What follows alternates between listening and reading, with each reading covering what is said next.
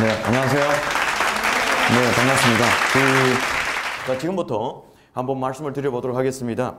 현재 중학교 1학년, 2학년, 3학년, 초등학교 4, 5, 6학년, 고학년들요. 굉장히 많이 고민이 많으실 겁니다. 그 이유는 다른 게 아니죠. 예, 문재인 대통령이 대통령 되면서부터 뭐가 어떻게 된다는 등 엄청나게 많은 소리들이 있습니다. 맞죠? 네. 그 부분에 대해서 누구든지 아무런 상관이 없는 사람은 없을 겁니다. 자, 그런데요, 왜 그렇게 될 수밖에 없는지, 그러면은 우리 아이들은 뭘 어떻게 해야 되는지 오늘 그 부분에 대해서 아주 구체적으로 알게 될 거다라는 것이죠. 그래서 오늘 오신 것은 정말 잘 오셨다라고 보시면 됩니다. 자, 그러면은 왜 문재인 대통령이 대통령 돼서 그렇게 교육 과정이 변했느냐? 천만의 말씀입니다. 이미 대한민국의 교육의 변화는 예고가 돼 있었습니다. 옛날에 김대중 대통령 정권 말에 TF팀이 가동이 됐고요. 노무현 대통령 정권 5년 내내 연구가 되었고요. 이명박 대통령이 대통령 되면서부터 2009 개정교육과정을 들고 일어나서 그게 무엇이냐? 우리 아이들에게 실력이 아니라 꿈과 끼로서 교육과정을 구성해야 되겠다라고 이미 기틀을 잡았고, 박근혜 대통령이 대통령에 당선되면서부터 2015 개정교육과정을 들고 나왔습니다. 그거는 2009 개정교육과정의 불합리한 것을 보완한 것이 2015 개정교육과정이었죠. 그래서 2015 개정교육과정은 나름대로 굉장히 많은 그런 선진화된 교육과정을 구축하고 있었는데, 이제 문재인 대통령이 대통령 되면서부터 2015 개정교육과정이 기틀을 만들어 놓은 것을 시행하고 있습니다. 그래서 우리 엄마들은 굉장히 많이 교육이 변한다, 바뀌어간다 이렇게 생각하는데, 이미 우리나라에서는 이미 그 석학들이 다 준비해 놓고 있었던 그 과정에 있었다라고 보시면 되는 거다라는 것이죠. 무슨 문제가 아시죠? 자, 그러면 오늘 본론 들어가기 전에 우리 엄마들이 깊게 아셔야 될 게 있습니다. 그러면 왜 그렇게 교육 과정이 바뀔 수밖에 없는지, 또한 우리나라는 교육의 모델을 어느 나라를 삼고 있는지, 우린 이게 되게 궁금한 것이죠. 그건 너무나 중요한 것이기 때문에 말씀을 드립니다. 자, 우리나라가 교육의 모델로 삼고 있는 것은 주 모델은 핀란드 교육입니다. 그리고 부수적으로 독일이라든가 프랑스라든가 이런 쪽의 교육의 모델을 가지고 온 겁니다. 우리 중학교 자유학기제 학년제 들어보셨죠? 그게 독일의 모델입니다. 하지만은 주 모델은 핀란드 모델이다라는 것이죠. 그러면은 왜 그렇게 우리나라 교육은 그렇게 핀란드 모델을 가지고 왔느냐? 자, 핀란드 교육은 어떠냐? 한번 봐보겠습니다. 우리 엄마들이 아이를 키울 때를 잠깐 생각해 보시면 됩니다. 우리 아이들이요, 방학 때는요 학교 안 갑니다. 그렇기 때문에 새벽같이 일어나서 뭔가를 하려고 그러는데, 학교 갈 때쯤 되면은 아이가 안 일어납니다. 엄마가 깨워서 밥 먹여서 보냅니다. 맞죠? 이게 일반적인 현상들이죠. 자, 그런데 핀란드 아이들은 안 합니다. 핀란드 아이들은요, 방학이 아니라 평상시 학교 갈 때쯤은 정말 새벽같이 일어나서 가방 챙기고 학교를 가려고 합니다. 엄마는 학교 가는 아이를 잡아서 밥 먹여서 보냅니다. 근데 핀란드 아이들은요, 방학 때가 되면 슬퍼합니다. 학교를 못 가서. 우리와 전혀 다른 현상들이 발생이 되고 있죠. 왜 그런지 아십니까? 핀란드는요, 학교에 가면 호목이 없습니다. 그리고 시험이 없습니다. 우리처럼 중간고사, 기말고사가 자체가 없고 호목이라는 게 아예 없습니다. 그 나라는. 그러면 아이들은 학교 와서 뭘 하는 줄 아십니까? 가장 이 세상을 살아가는데 가장 필요하다고 생각되는 그 기초적인 학문을 학습하고, 나머지 모든 시간은 자기 꿈과 끼를 위해서 놀아요. 마음껏 놀습니다. 그 누구의 제약도 없이 마음껏 놀아요. 그런데 학교 그 틀 안에서 논다고 하면은 뭘 하고 놀까 궁금하시죠? 근데 그 학교에서는요, 미래 산업의 주역이 될 그런 산업 분야를 곳곳에 시설을 갖춰놨습니다. 그래서 아이들은 내가 관심 있는 분야에서 그 부분에 가서 그것을 만지작거리면서, 컴퓨터를 좋아하는 애들은 컴퓨터를 조작도 해가면서 그렇게 놀기 시작을 하는 것이죠. 그러면은 선생님들은요, 그 핀란드 아이들을 전부 다 관찰합니다. 학교 학생들을. 그래서 관찰이 다 끝났을 때 1:1 상담이 들어가는 것이죠. 자, 내가 너를 지켜보니까 너는 이 분야에 참 관심이 있는 것 같더라. 맞니? 네, 선생님. 저 그거 정말 재밌을 것 같아요. 너무나 좋아요. 그래, 너가 이쪽을 좋아한다면은 나중에 커서 이런 직업도 가질 수 있을 거고, 이런 직업도 가질 수 있을 거고, 이런 직업도 가질 수 있어. 그러면 너 이런 직업들 중에서 뭐 하고 싶니? 선생님, 이런 직업은 뭐 하는 거예요? 이런 거 하는 거예요. 아, 이런 직업은 또한 뭐 하는 거예요? 이런 거 하는 거다. 그럼 선생님, 저 이거 할래요. 그래, 너는 정말 훌륭한 인물이 될 수 있겠구나. 국가가 너를 정말로 필요하는 그런 인재가 될 수 있겠구나. 그런데 너가 이게 되려면은 지금처럼 마음껏 그렇게 즐겁게 생활해도 되는데 이거 하나만 해주면 좋겠다. 아이는요, 시험도 없죠, 호목도 없죠. 자기가 마음껏 놀아도 되는데 내가 하고 싶은 일을 나중에 하려면 요거 하나만 하면 된다는데, 아이들은요, 아무런 스트레스 없이요, 정말로 주도적으로 그걸 해요. 그래서 그 아이들이 그렇게 교육을 받아서 고등학교 3학년쯤 됐다고 가정을 할게요. 우리나라 고3하고 비교해 봅니다. 우리나라 고3은 어떻습니까? 우리나라 고3은요, 아침 고3뿐만 아니라 고1부터는 마찬가지겠죠. 새벽같이 학교 가가지고 밤늦게 집에 돌아와가지고 또한 뭡니까? 학원까지 들렀다 오니까 밤늦게 올 거 아닙니까? 와서 또 학교 숙제, 학원 숙제 다 합니다. 물론 공부 안 하는 애는 놀겠지만 그건 공부한다는 가정하에서. 그러면 그렇게 공부하고 새벽에 잠듭니다. 또 새벽같이 일어나서 또 가야 돼요. 다람쥐 쳇바퀴 돌듯이 그렇게 생각합니다. 그러니까 우리 엄마들이 우리 아이를 볼 때는 불쌍하다. 참 너무한 거 아니냐. 뭐 이런 식으로 굉장히 불만도 토라고 그렇습니다. 그런데요, 핀란드 아이들은 어떨까요? 거기는 호목도 없고 과제도 없다 그랬잖아요. 과제도 없고요, 시험도 없어요. 그런데 걔들은요, 자기 꿈이 있기 때문에요, 우리나라 고3 애들이 하는 것보다 더 많이 해요. 밤을 설쳐가면서 합니다. 아무도 하라고 압력도 안 가하고 그 어떠한 제약도 없는데도 스스로 그렇게 해요. 왜요? 어렸을 때부터 꿈이 있었기 때문에, 자기가 이루고자 하는 것이 있었기 때문에 걔들은 그걸 위해서 스스로 하는 겁니다. 그래서 핀란드에서 교육받은 아이들이요, 전 세계 어디에 있든지 간에 항상 그 조직의 리더가 되어 있습니다. 그래서 선진국뿐만 아니라 모든 나라의 그 교육의 수장들이 핀란드를 방문하는 겁니다. 우리도 그 핀란드 교육을 모델로 하고 있다라는 것이죠. 그러면 우리나라 교육이 바뀌는 것은 핀란드를 모델로 하고 있다. 요거 하나 이해하시면 되고. 그러면 왜 바뀌어야 되느냐? 이게 또 궁금하시죠? 이거 한번 봐볼게요. 이게 뭐냐면요, 로봇 기자라고 돼 있는데 미 AP통신 포브스 LA 타임즈입니다. 자, 이것뿐만 아니라 굴제 언론사들은요, 기업 실적 발표나 야구 중계, 축구 중계 이런 경기 중계를 하는데 지금 현재 기사문을 인공지능 로봇이 작성하고 있습니다. 한마디로 소프트웨어가 쓴다 이 말이죠. 소프트웨어가 스스로 써요. 물론 사람도 쓰겠죠. 무슨 말인지 아시죠? 자, 그런데 도대체 이 소프트웨어가 기사를 얼마나 잘 쓸까? 굉장히 궁금하시죠? 당연히 시험을 했겠죠. 모든 헤드라인 다 없앴습니다. 어느 신문사에서 나왔다는 것도 다 없앴어요.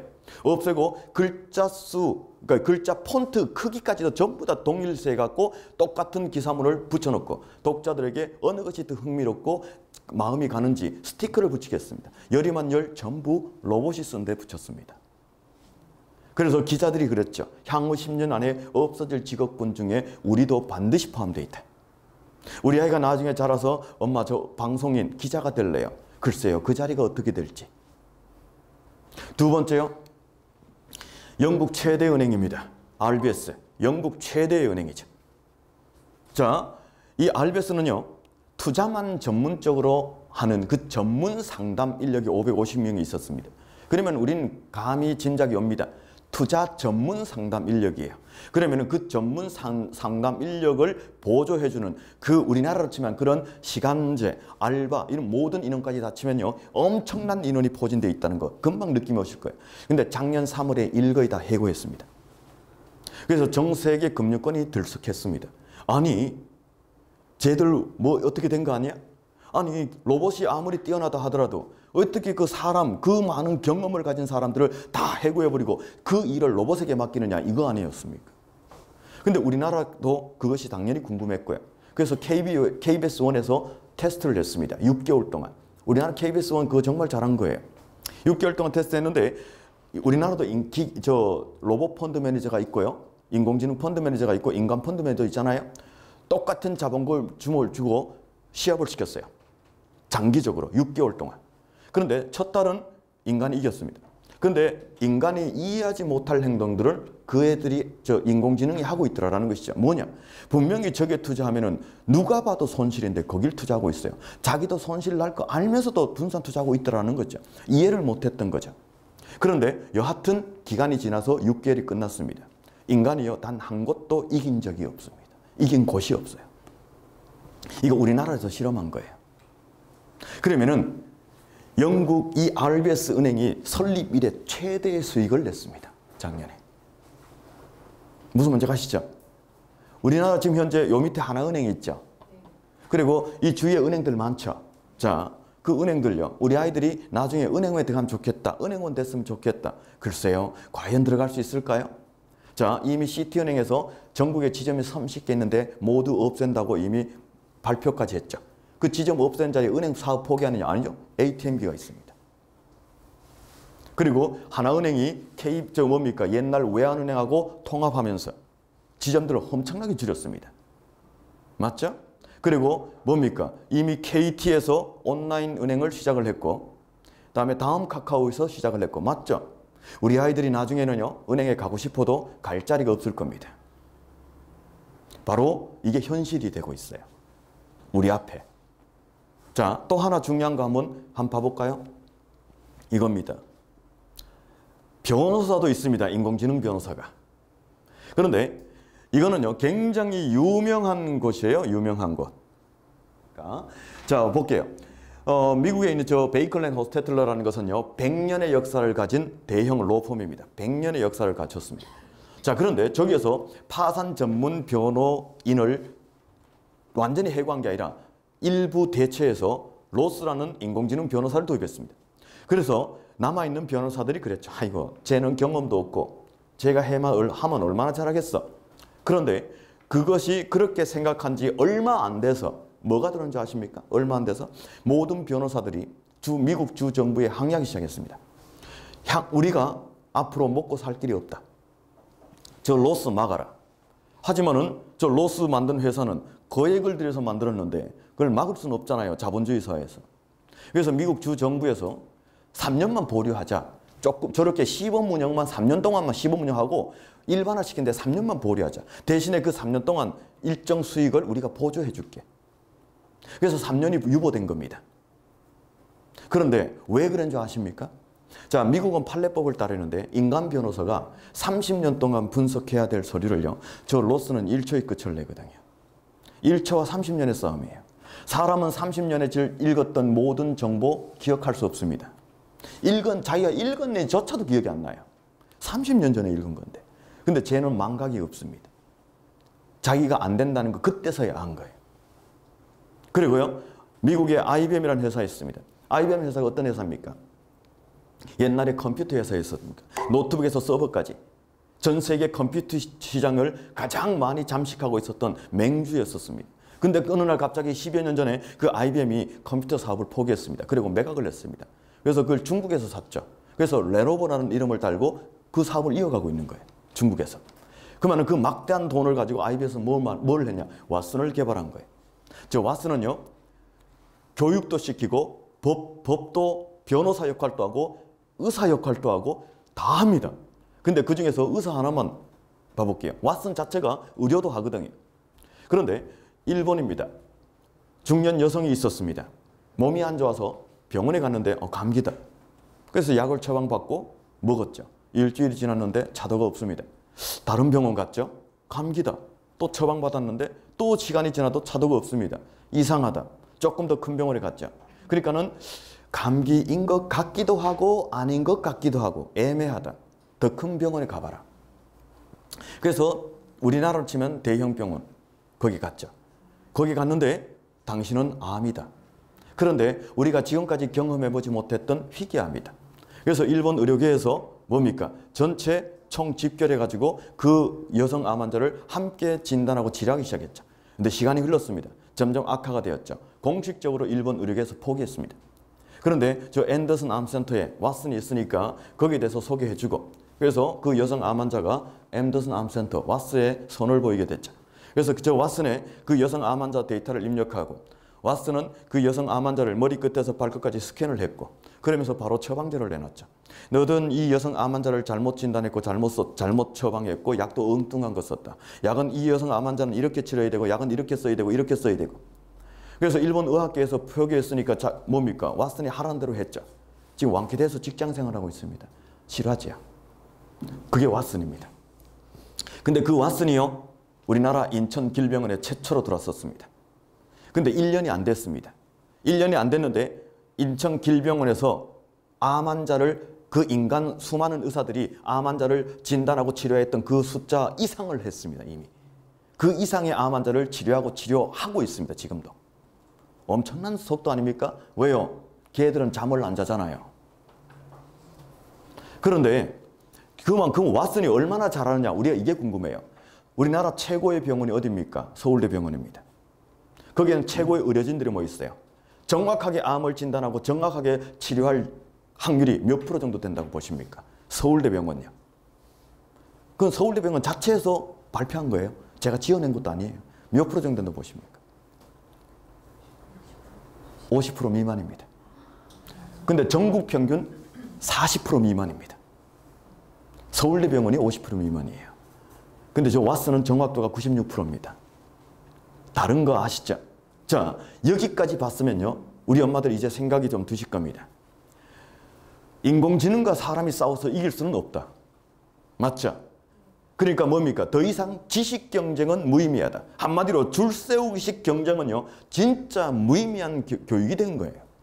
옛날에 우리가 못 먹고 못 살 때 1차 산업, 2차 산업을 거쳐가면서 3차 산업까지 올 때 우리는요, 가진 게 사람밖에 없었기 때문에 줄 세우식 교육, 주입식 교육, 못하면은 두들겨 패가면서도 저도 맞아가면서 공부했거든요.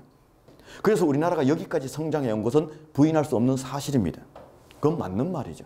그런데 이제는 산업이 4차로 바뀌어갔어요. 이제는 더 이상 그런 주입식 교육은요, 우리 아이에게 절대 무의미하다는 겁니다. 그래서 대한민국 교육이 바뀔 수밖에 없는 것이고, 그 바뀌는 모델이 핀란드 모델이다, 이 말이 되는 겁니다.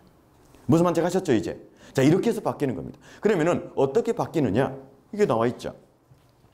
자, 우리는요, 키워드가 뭐였습니까? 우리가 고등학교든 직장을 어떤 대학을 갈 때 우리가 알고 있는 키워드는요, 이게 아니었어요. 꿈같기가 아니었었습니다. 뭐였습니까?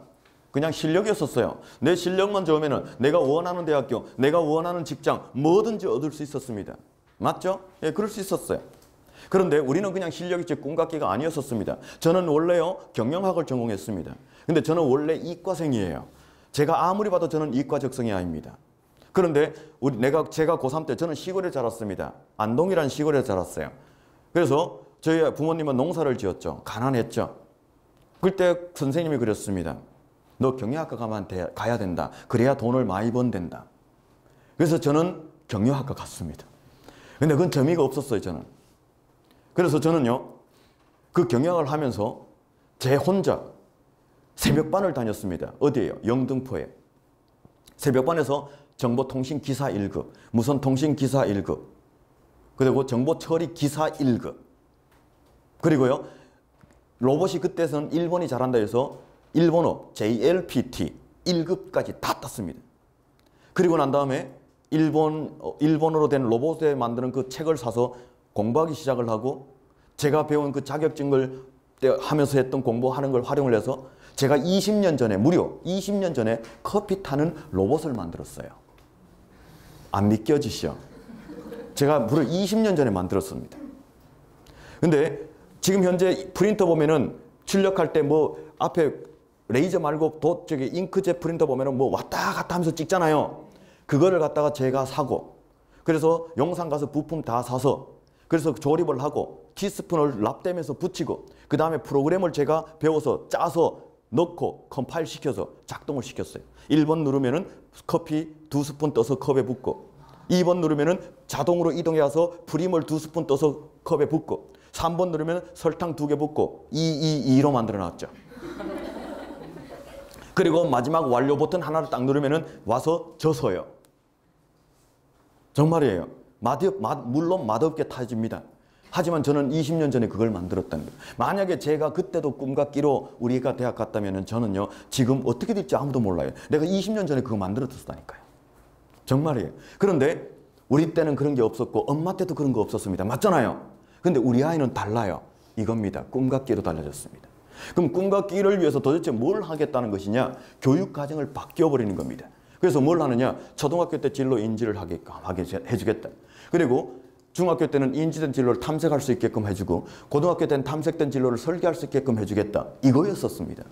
이게 이명박 대통령이 표면화시킨 거 아닙니까? 그런데 이 초등학교 때 진로 인지는 어떤 것이냐? 아주 간단한 거예요. 아이에게 직접 경험, 간접 경험을 많이 시켜주면 돼요. 그런 직간접 경험을 통해서 아이는 가슴에 뭔가 하나 싹 트기 시작하고 그것이 자라면서 엄마 저 이런 일을 하고 싶어요. 그래 너 그런 일을 하려면은 외교관이 되면 된단다. 엄마 저 외교관 되면은 이런 일을 잘할 수 있을까요? 그럼 너 잘할 수 있을 거다. 너 훌륭한 외교관 되라. 엄마가 밀어줄게. 그래서 아이는요 풍문의 꿈을 안고 중학교 올라옵니다. 그래서 뭡니까? 내가 외교관이 돼야지 라는 그 굳은 마음을 가지고 외교관이 되려면 내가 무엇을 잘해야 되는지, 외교관들은 어떤 일을 하고 있는지, 그리고 외교 관련 기사가 나오면 스크랩도 하고 읽어보면서 모르는 용어 나오면 용어 정리도 한번 해가면서 그러면서 하나하나 외교관에 대해서 알아가는 과정을 보여주고 그렇게 해서 외교관에서 꿈을 굳히고 난 다음에 고등학교 올라옵니다. 진로 설계해야 되겠죠. 진로 설계 어떻게 합니까? 내가 진짜 외교관이 되었다라는 가정하에서 어떤 주제를 잡고 이걸 어떻게 하면은 전 세계에 널리 알려져서 예를 들어서 독도랄게요. 이 독도를 어떻게 하면 전 세계에 널리 알려져서 독도가 한국 땅이라는 것을 일본이 두 번 다시 부인하지 못하게 할까? 이걸 고민하면서 책도 읽고 남들이 쓴 논문도 보고 그리고 자기가 필요한 거 조사도 해보고 독도 한번 가가지고 그 모든 것을 한번 피부로 느껴보면서 하나하나 알아가는 그 과정들 그게 진로 설계거든요. 무슨 문제 가시죠? 자 이렇게 진로 설계해서 이 진로 설계한 걸 가지고 대학 갈 수 있게끔 만들어준 게 이거예요. 그냥 두면 이거 죽은 정책 아닙니까? 그래서 박근혜 대통령이 중학교 자유학기제를 만들어 놓은 거 아닙니까? 경기도는 자유학년제가 되어 있지만 그래서 이걸 시간을 만들어 놓고 아이에게 정말 이걸 좀 할 수 있게끔 해주자 이렇게 해놓은 거 아닙니까? 그래서 중학교 자유학기제든 자유학년제가 들어오게 된 겁니다. 그것이 바로 2001호 개정교육과정의 일부가 된 것이죠. 자 그러면 이렇게 해서 아이가 내 꿈 활동을 열심히 합니다. 그리고 공부도 열심히 합니다. 공부도 열심히 하고 난 다음에 그러면 고등학교 갈 때쯤 됐습니다. 공부 좀 잘하고 그러면 아이가 특목고 자사고 갔으면 좋겠다. 한번 생각해 볼 거예요. 물론 특목고 자사고 길어야 올해 중학교 2학년 정도까지는 갈 수 있을까? 올해 중학교 1학년부터는 없다. 이렇게 보시면 맞습니다. 그런데 여하튼 올해 중3, 중2까지는 한번 특목고 자사고 해볼 만합니다. 근데 막차라도 타는 게 좋습니다. 있다면. 여하튼 그거는 지금 그 시간이 아니고요. 그러면은 특목고 자사고 한데 특목고 자사고 아이를 뽑는 방법이 자주기 주도 학습 전형이에요. 우리 엄마들 한번 생각을 해봐요. 우리 아이들 다 키웠죠. 초등학교 때 엄마가 집에서 일부러 한 달 동안 예를 들어서 공부해라, 숙제해라, 잔소리 한 달만 하지 말아 보십시오. 그러면 아이들은요. 우리 엄마가 달라졌어요. 우리 엄마 최고 하면서 나름대로 인생을 즐겨갑니다. 책상에 안 앉아 있어요. 맞죠? 그런데 그 아이들 보고 엄마가 너 이거 여기서 여기까지 안 하면 너 스마트폰 뺏어버린다.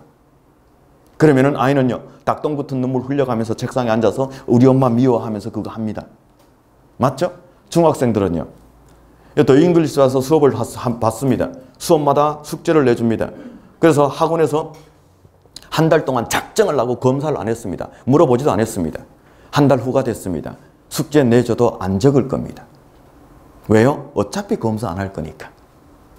그런데 너 이거 다 할 때까지 집에 안 보낸다. 그러면 1초라도 집에 빨리 가려고 목숨 걸고 그것만 해옵니다. 그거는요. 자기주도 학습이 아니죠. 관리에 의한 학습이죠. 맞죠? 근데 중학교 때까지는 그게 가능해요. 고등학교는요. 엄마의 등살에 학원에 앉아 있을 수는 있어요. 하지만요. 마대 자료가 들고 설쳐도 안 할래는 안 합니다. 그게 고등학생이에요. 그건 당연한 겁니다. 그럼 학교도 마찬가지죠. 학교 선생님이 일일이 고등학교 그 안 할래를 일일이 관리 못하게 나갑니다. 그럼 뭘 할까요? 그냥 고등학교 특목고 자사고는 교육 환경이 좋아요.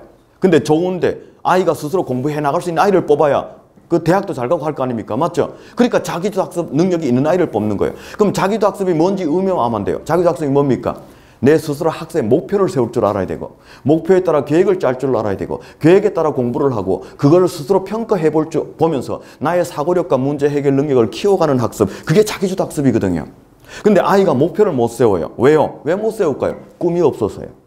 그래서 특목고 자사고의 자기주도 학습 전형의 핵심은 너가 너 꿈을 위해서 진로 활동 얼마나 열심히 해봤고 그리고 그 꿈을 이루는데 필요한 교과는 어떤 교과였었고 너가 그 교과를 어떻게 공부했고 그 결과가 어땠었는지 보여라. 그러면 우리가 너를 뽑아갈게. 이게 자기주도 학습 전형의 키입니다.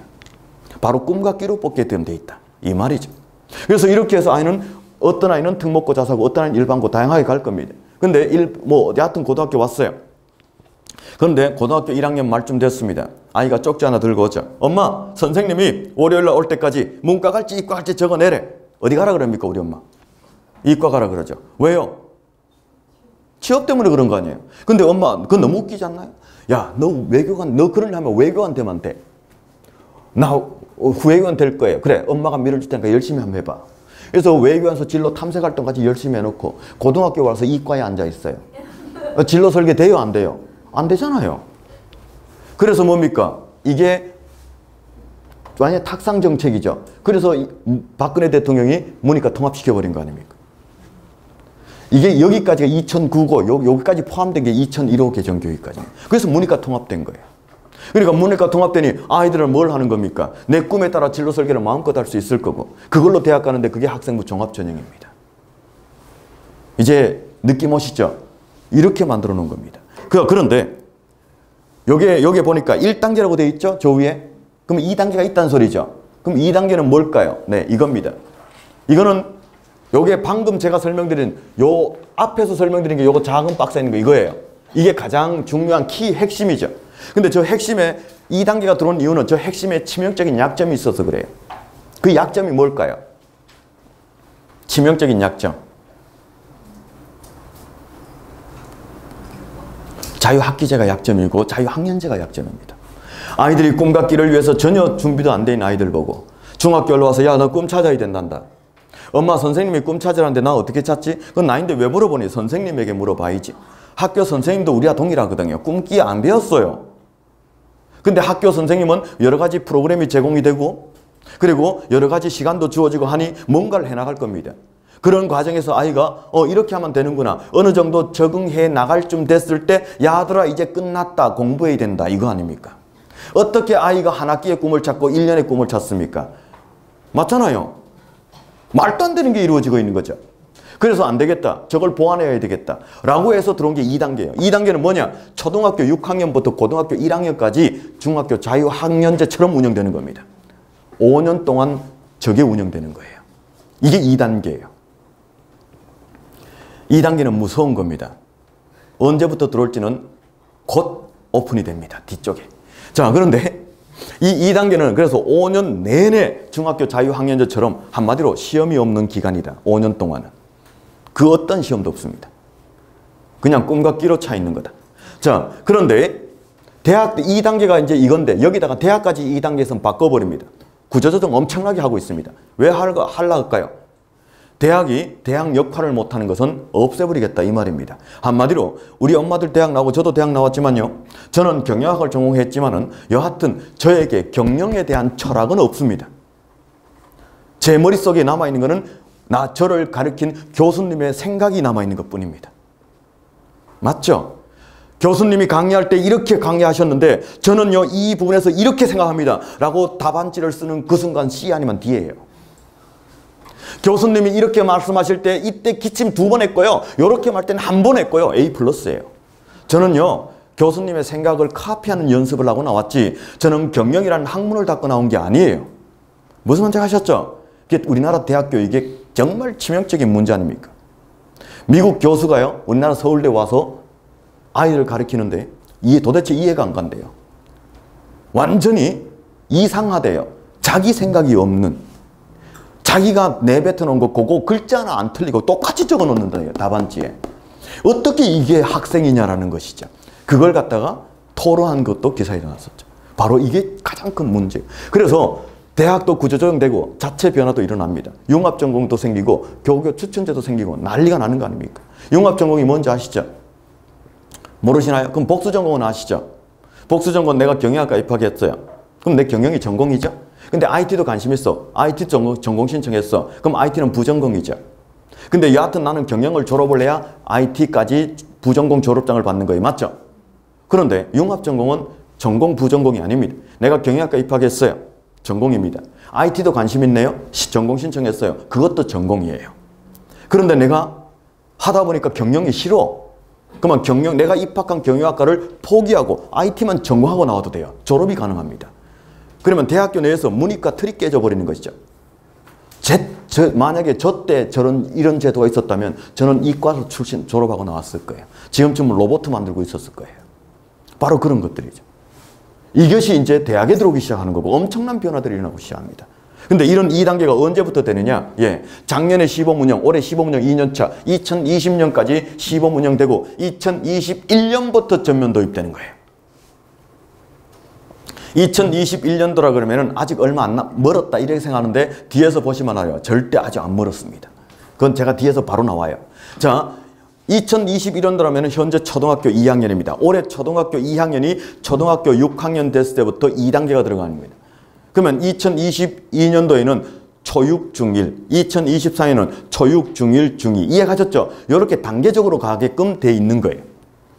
그런데 문재인 대통령이 대통령이 되면서부터 그 시간표를 깼습니다. 엄청나게 당겨졌습니다. 앞으로. 2단계가. 그건 뒤에서 보여드릴 거예요. 여하튼 우리가 뽑았잖아요. 우리가 어쩔 수 없죠. 뭐 우리가 뽑았는데 뭐. 여하튼 이 시범학교에 있었던 고등학교 1학년 시간표예요. 오전에 기본교과가 있고 오후엔 전부 진로교육과 활동과 다 차 있습니다. 이게 대학을 앞둔 고등학교 1학년 시간표라니까요. 이게요. 그러면은 2단계 들어갔을 때 중학교 시간표는 안 봐도 비디오겠죠. 바로 안 봐도 비디오입니다. 이게 고등학교 1학년 시간표예요. 자, 그거는 여하튼 뒤에서 다 볼 거고요. 자, 여기까지 이렇게 바뀌니까 2단계까지 이렇게 대한민국 교육의 꿈을 꾸고 있으니까 우리가 해야 될 게 있습니다. 중학교, 고등학교 때까지 뭐가 중요하느냐? 꿈과 끼 활동. 그 다음에 저 꿈과 끼를 이룰 수 있는 저 꿈을 이루어갈 수 있는 핵심 역량, 영어, 수학이고 그 다음에 IT와 함께 살아야 되기 때문에 융합적 사고력, 과학과 사회, 이거는 소양입니다. 여기에 깊이 있게 공부하는 게 아니라 기본적으로 알 것, 그 기본을 소양을 쌓으라는 것이지 이거 목숨 걸고 과학, 사회 파라는 거 아니에요. 정부에서 원하는 것도 그 수준이 아닌 거예요. 이해가셨죠? 핵심 역량은 영수입니다. 영어는 책을 남의 강의를 들을 줄 알아야 되고 책을 볼 줄 알아야 되는 것이고요. 수학은요, 많은 선행요, 절대 필요 없습니다. 지금 현재 초등학교 5학년, 6학년 되고 수학 올림피아드, 막 과학 물리 올림피아드 막 하는 엄마들도 있고요. 다음에 현재 중학교 아이들 데리고 뭘 한다고요? 기백까지 선행을 나가고 전부 다 쓸데없는 일 하고 있는 겁니다. 뒤에서 보시면 깜짝 놀랄 거예요. 정말 쓸데없는 거 하고 있는 거예요. 자, 진짜 영어, 수학은 영어는 진짜 영어를 필요한 거고 수학은 사고력이 필요한 거예요. 심화 과정이 필요한 거지 선행은 많은 선행요 절대 의미 없는 겁니다. 그 뒤에서 보시면 아셔요. 스스로. 이것이 가장 중요한 거고 아까 문이과 통합되니까 입시가 엄청나게 변합니다. 일단 문이과 통합되면서부터 문재인 대통령이 이미 대선 공약으로 내세웠죠. 수능은 절대평가 가겠다. 올해 고등학교 1학년부터 논술 특기자 다 폐지하겠다. 학생부 종합전형에서 자소서 추천서는 없애겠다. 그러면은 현재 고등학교 1학년 밑으로는 재수가 안 된다. 앞으로 재수학은 다 죽습니다. 수능 절대평가니까 정시 가지고 수능 가지고 뽑을 수가 없잖아요. 그리고 재수생이 수시로 가는 거는 논술 넘어가잖아요. 논술 폐지되니까 갈 데가 없잖아요. 재수생이 없는 세대가 온다 이 말이죠. 무슨 말인지 아시죠? 바로 이런 시대. 그러면 현재 고등학교 1학년 밑으로는 제때 대학 가야 된다. 안 가면 기회가 안 온다. 이 말입니다. 그러면은 이건 너무한 거 아니냐? 외국은 이미 우리나라보다 훨씬 더 잘 사는 대부분 선진국 다 이렇게 하고 있어요. 이 말은 무슨 말이냐? 대학을 나와서도 그만큼의 사회가 기여가 안 되는 아이들은 대학을 나오면 오히려 국가적인 손해인 거예요. 그래서 그 능력에 맞게끔 공부할 애들은 공부 쪽으로 아니면 산업적으로 그걸 고루했을 때 사회 전체가 국가가 건강해지거든요. 이게 선진국이 그렇게 하고 있거든요. 그래서 그걸 그대로 가고 있는 거예요. 핀란드가 그렇잖아요. 바로 그겁니다. 다음에 요게 이제 핵심이고 주의 2단계가 현재 요거 그래서 주의라고 해놨습니다. 2단계가 2021학년도 초6부터 시작이 돼야 되는데 내년부터 중학교 중간고사 폐지가 단계적으로 시행이 되죠. 내년에 중학교 1학년 중간기말 없고 그 다음에는 중학교 1, 2학년이 없고 그 다음에는 중1, 3학년이 없잖아요. 맞죠? 이게 시행이 돼요. 그러면은 이 2단계는요 이미 내년부터 도입된다. 이렇게 보셔야 돼요.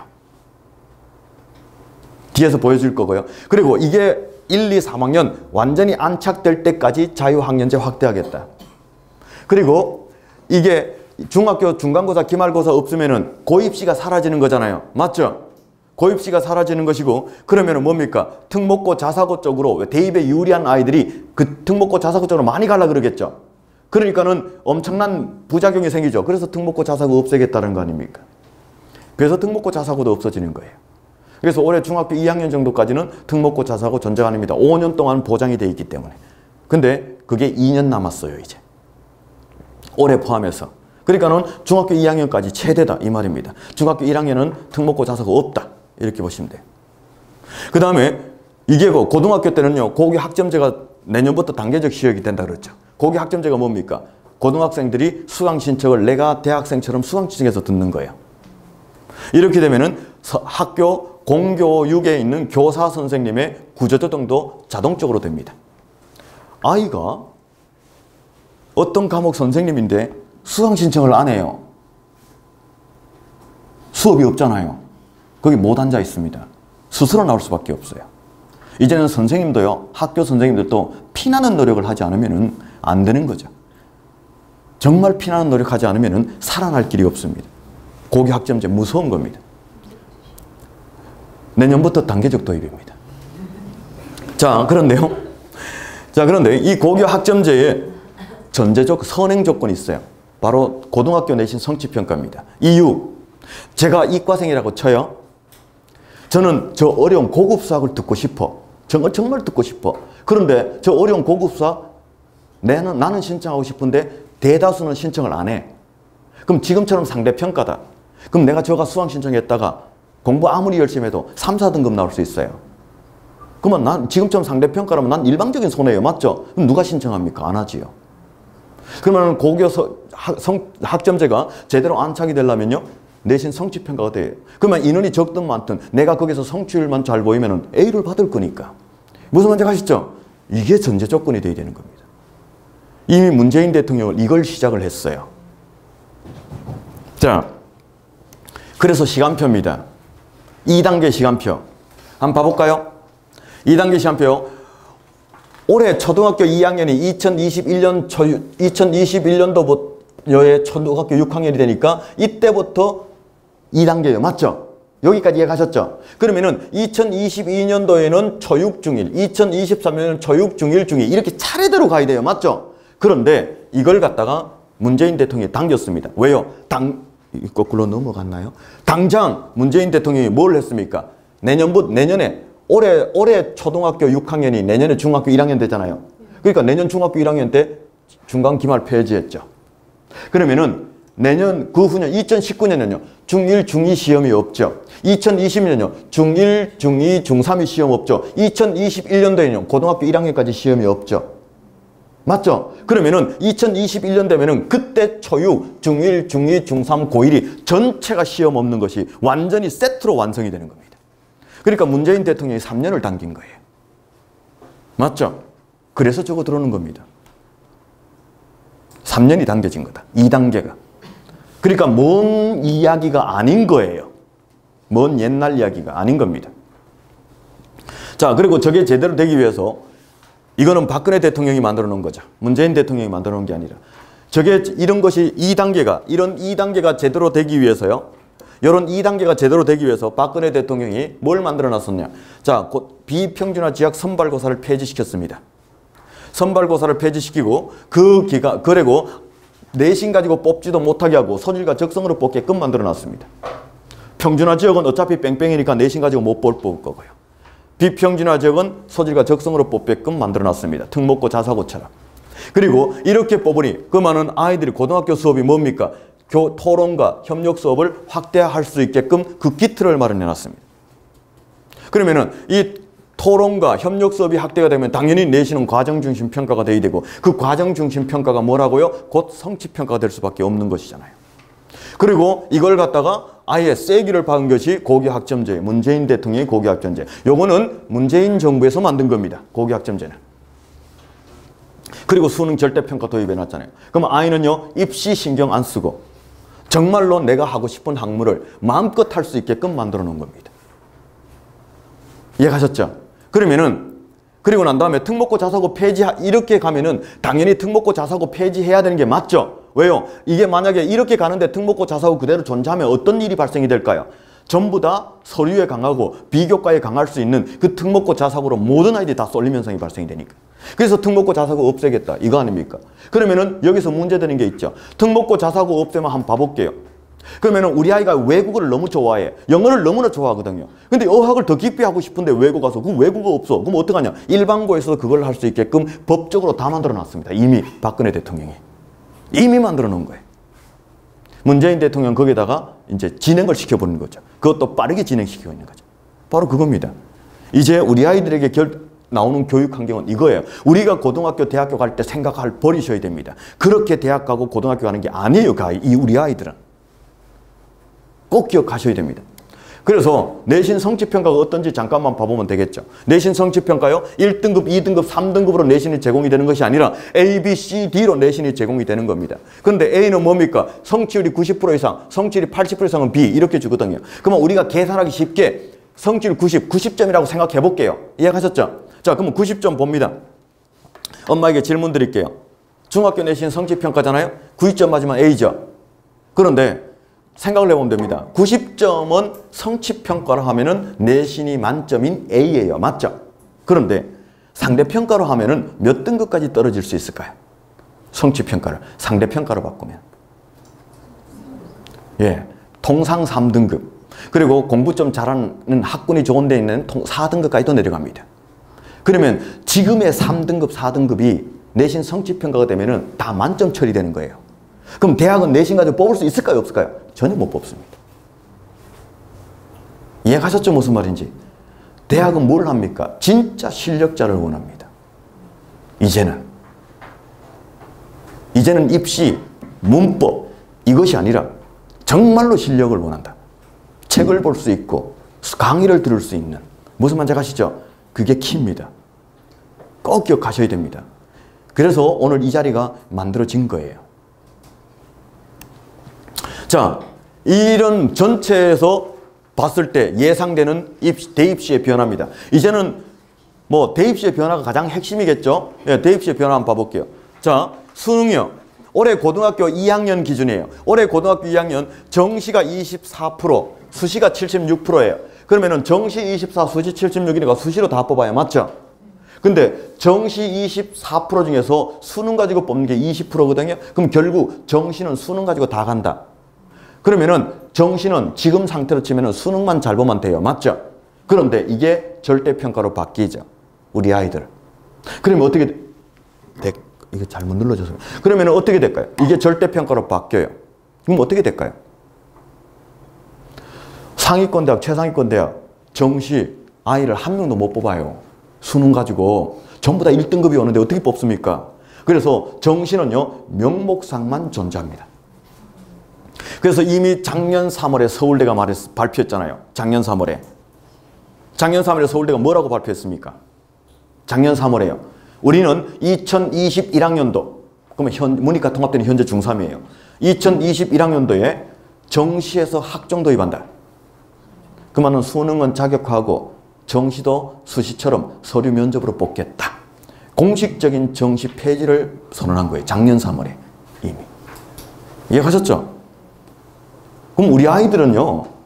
우리들이 대학교 갈 때 우리 아이들 선배가 대학교 가는 거하고 다른 세상이다라는 거예요. 입시가 없어지는 완전히 학교 생활 그 자체가 입시가 되는 그런 시대가 벌어지는 겁니다. 뭐가 좀 이제는요. 공교육 틀 안에서 하는 그 활동들이 모두가 입시인 거예요. 그게 입시가 돼 있다. 이 말이 되는 겁니다. 그리고 그 공교육 틀 안에서 하다가 자기가 부족한 거 있으면은 여기에 나와서 사교육 받을 수도 있어요. 하지만 사교육도 입시가 아닌 거예요. 이제는. 진짜 어학이라면은 진짜 언어가 필요한 거예요. 이해가셨죠? 바로 그게 이제 필요한 시대에 와 있다. 수학이라면요. 사고력이 필요한 것이죠. 겁나게 선행을 땡겨놓고 그거는 아무짝에 쓸모없는 그런 식이 다 돼간다 이 말이죠. 우리 아이들은 그렇습니다. 자, 이게 정시고요. 그럼 수시 봐볼게요.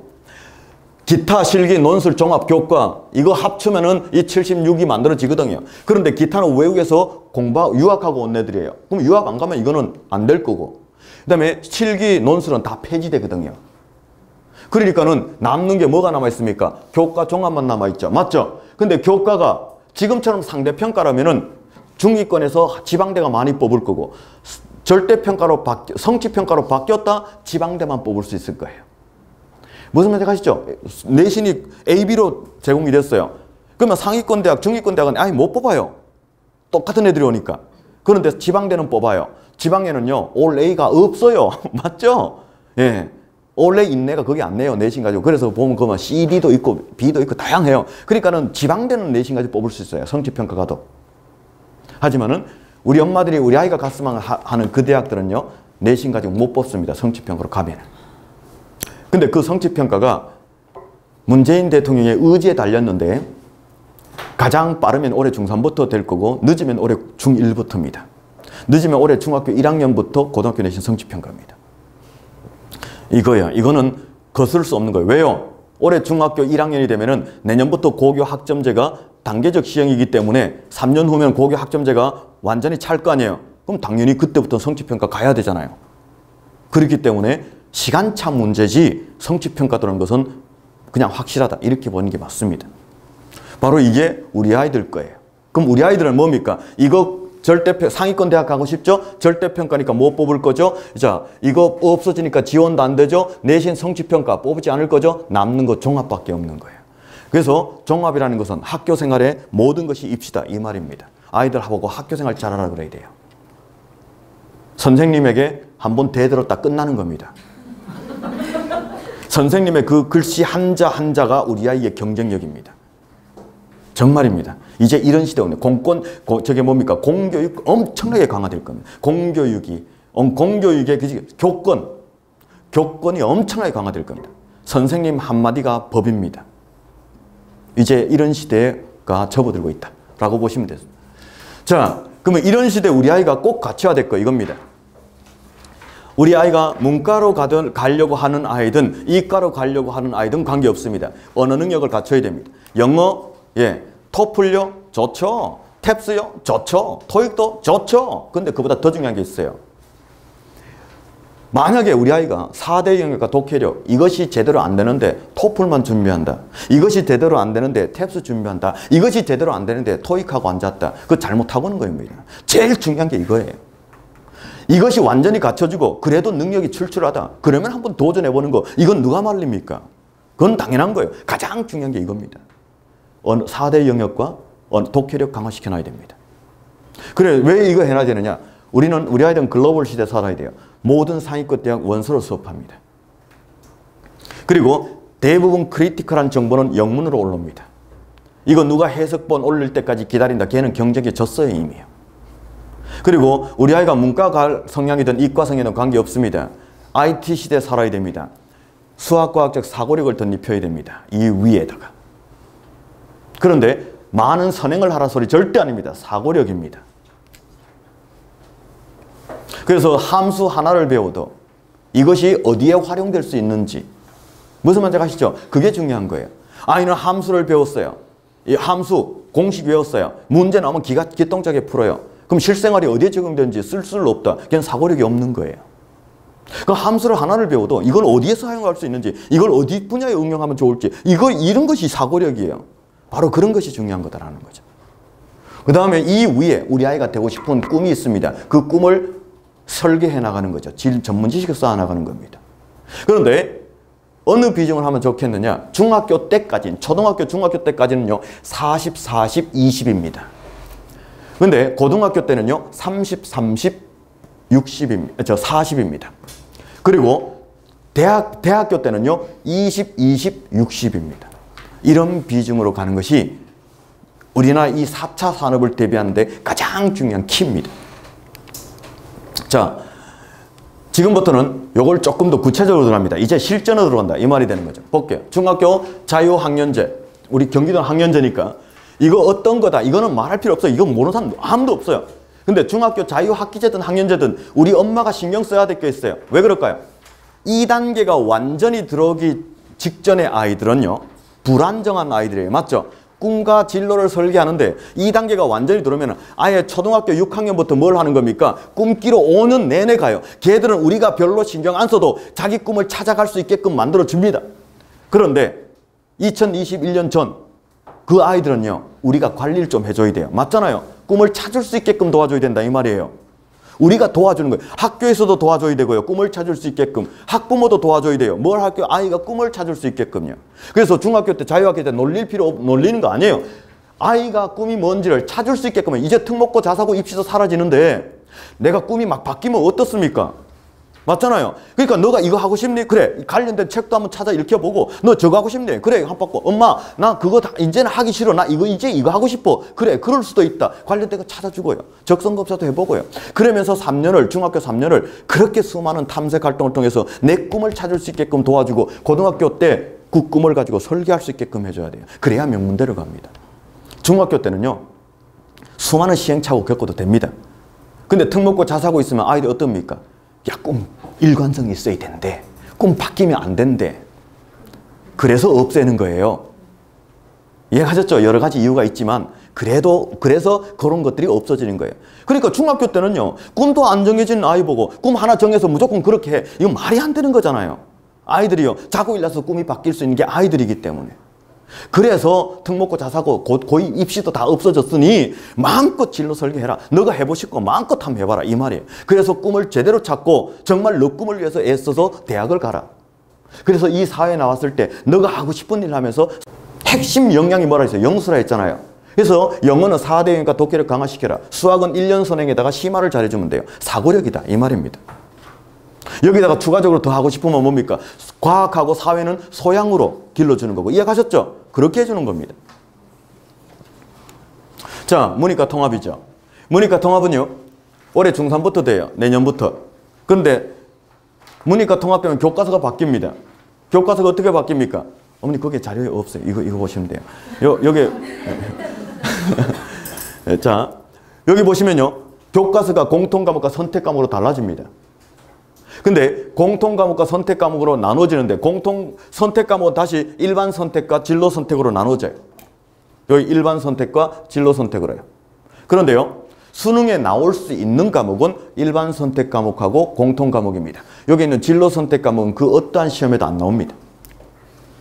그러면은 이것이 어떻게 구성되는지 자, 요 뒷장에 전과목을 다 만들어 놨으니까 이거로 설명드립니다. 볼게요. 현재 고등학교 1학년, 2학년, 3학년 교과서입니다. 요게. 요 교과서가 올해 중3부터는 요게 공통 과목과 선택 과목으로 나눠지는 겁니다. 나눠지고 선택 과목은 다시 일반 선택과 진로 선택으로 나눠지는 거고 요 진로 선택은 그 어떠한 시험에도 안 나오는 심화학습 과목이고 그 다음에 수능에 나올 수 있는 과목은 여기 있는 공통 과목하고 일반 선택 과목 이거다 이 말입니다. 이해가셨죠? 자 그러면 먼저 요걸 가지고 설명을 드려볼게요. 근데 요 공통 과목이 뭐냐? 공통 과목이라는 것은 고등학교 1년 내내 배울 과목입니다.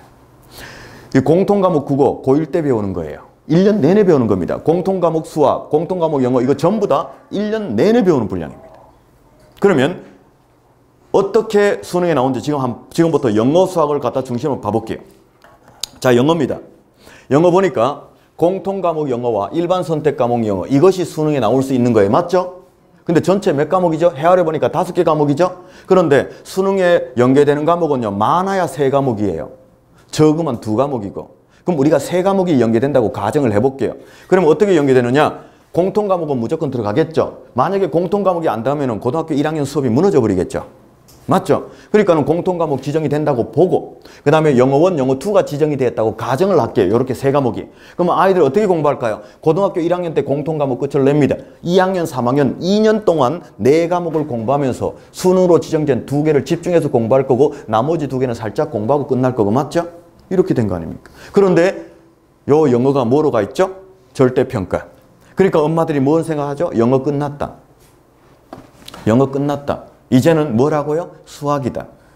이렇게 돼 있잖아요. 근데 정말 그럴까요? 그 뒤에 가면 아주 신랄하게 나와 있습니다.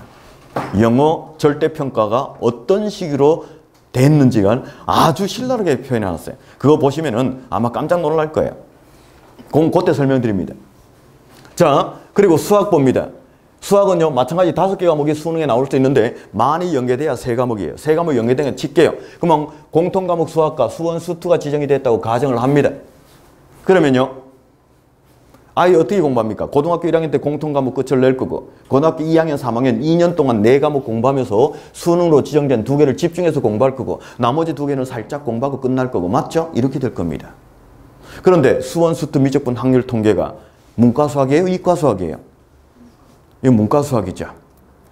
이과 수학은 이 네 과목에다가 플러스 미적분 2, 거기에다가 플러스 기하와 벡터. 자, 올해 중3부터 문이과 통합되면서 수학이 문과로 통일이 되는 겁니다. 이과 수학이 사라졌어요. 그래서 제가 말씀드렸잖아요. 지금 현재 중학교, 초등학교 대상으로 미적2 기백까지 선행하고 있다. 그 없는 걸 배우고 있는 거예요. 그러니까 잘못 교육시키고 있는 거예요. 애만 고생시키는 거예요. 그걸 그렇게 해야 된다고 가르치는 그 수학학원이 있다면 보낼 필요가 없는 겁니다. 제대로 된 정보를 못 가지고 있기 때문에 그런 거죠. 자, 그래서 문과 수학으로 통일이 돼요. 이 문과 수학으로 통일이 됐다는 것 도대체 뭘 말하는 겁니까? 문과 수학으로 통일이 됐다는 것은 뭘까요? 영어처럼 절대평가 올 수 있다는 소리죠.